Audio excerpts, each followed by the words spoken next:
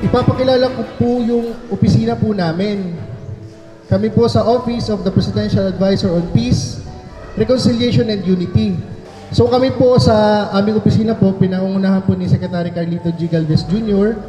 Yung OPAPRO po ay siya po yung opisina na nangangasiwa po sa pangkalahatang pong usaping pangkapayapaan. Ito po ay meron po siyang isang programa. Yun po yung Payapa at Masaganang Pamayanan o Pamana.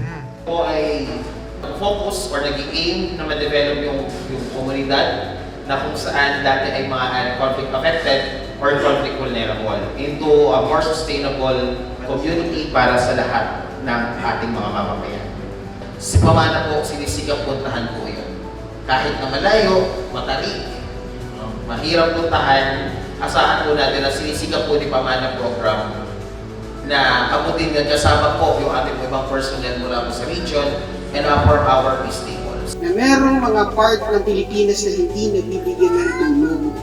Hindi lang Panay City, kailangan makarating yung tulong sa baba.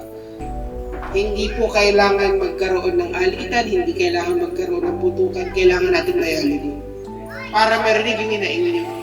Handa po makinig ang gobyerno. Yung national government po ngayon, hindi po nananatili sa opisina. Pero sinusubukan po namin atutin kayong lahat. Ako ang pamana. Ako ang pamana. Ako ang pamana. Ako ang pamana. Ako ang pamana. Ako ang pamana. Ako ang pamana. Ako ang pamana. Ako ang pamana.